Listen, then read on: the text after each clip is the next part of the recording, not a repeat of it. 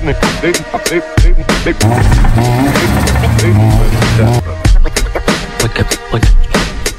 I say after it's done?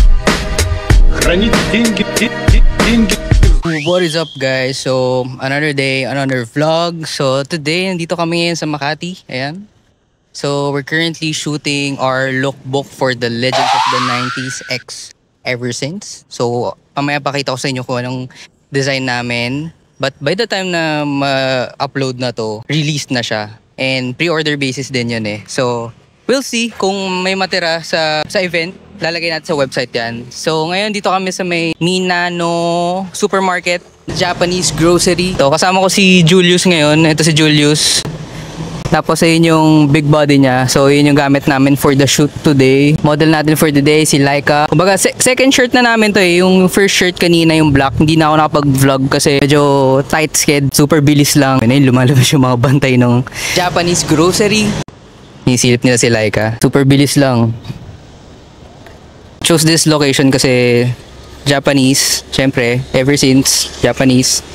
And may kasama tayong 90s na kotse. So yun lang, paying homage to the 90s big body.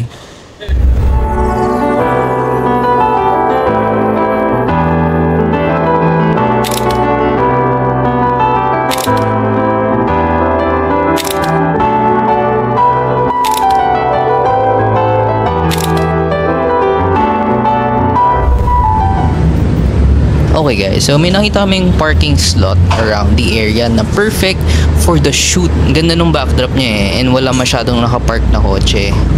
Yun lang, may small problem lang doon sa location. May small dip papasok. So with Julius big body, so static siya. Static problems yan kasi sasayad siya. So nilabas namin yung kahoy para makapasok. And if isa ka sa mga static na kotse na sagad, alam mo na yan, mga kahoy, essential yan para sa static life. Kaya props sa mga nakasagad static, di lang talaga siya forma, it's a lifestyle na kailangan mong gawin, na kailangan mong wala eh, hindi ka naka-air na isang pindot, kaangat siya, static siya eh, fix na yan. Yung iba hindi nila gets kung bakit ganun. Well, it's a choice. Kotse nila yan, pera nila yan. Pwede nilang gawin yung gusto nila sa kotse nila. And they are happy with it. It's okay if you don't get it. Kanya-kanyang trip lang talaga yan. So, ayan, tinutulungan ko si Julius ngayon at the moment para makuha niya yung tamang angle, papasok. Ayan, we're trying. Ayan, sige. Oops, adjust onte para makapasok sa gulong.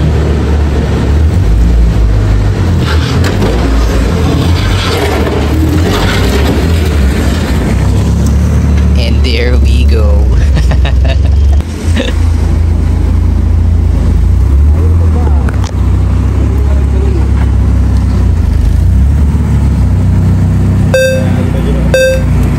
Ito.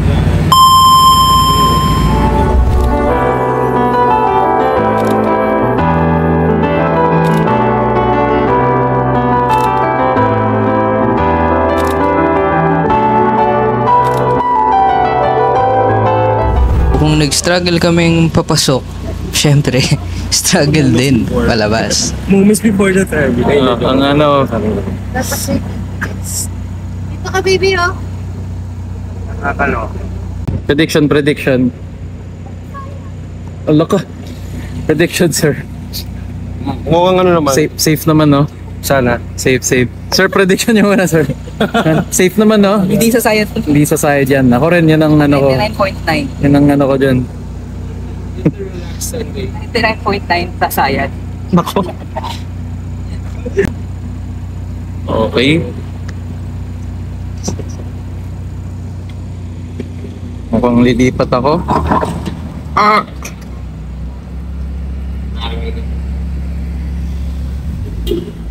Nakina yung may nag-video, ano?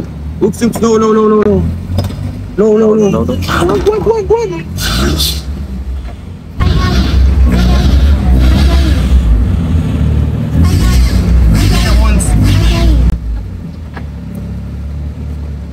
Wag.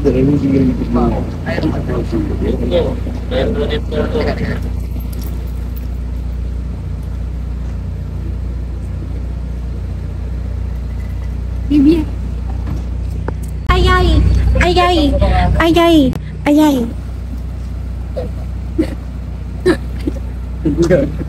So, mas nahirapan kami palabas kasi mas maganda yung angle of entry nung papasok ni Julius kanina. So, with etong palabas naman ngayon, medyo nahirapan kami. So, kumalang yung big body. Insurance.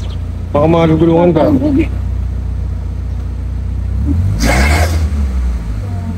Isa pa.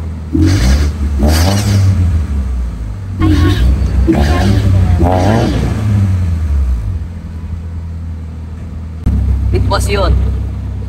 La. Mga tulak. Mga pusher.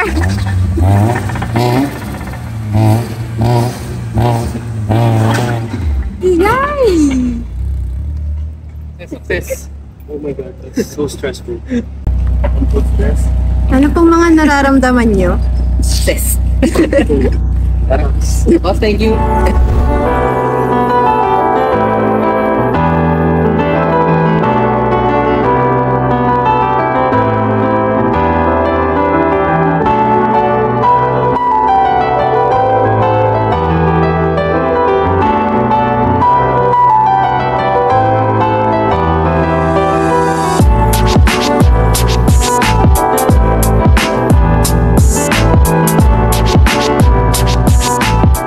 So, kakatas lang ng shoot natin. So, pakita ko sa inyo guys yung shoot natin. Siguro ito munang white.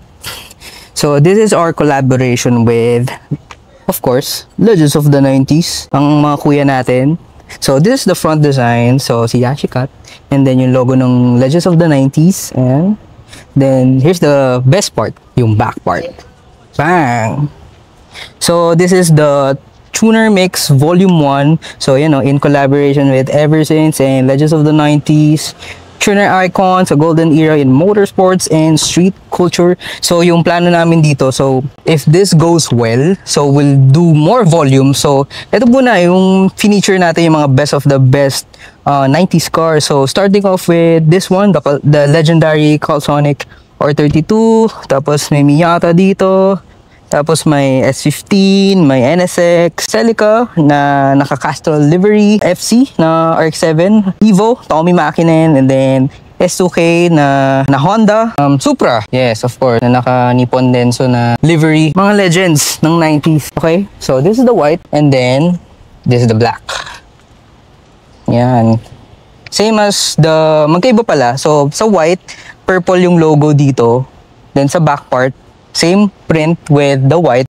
Nag-iba lang yung parang chain design. So, sa white is black siya. Then, sa green, medyo iniba namin. Ginawa namin green, yung parang bakal sa likod na accent. So, same design, same cars. I'm not sure kung magkakaroon na ito sa website.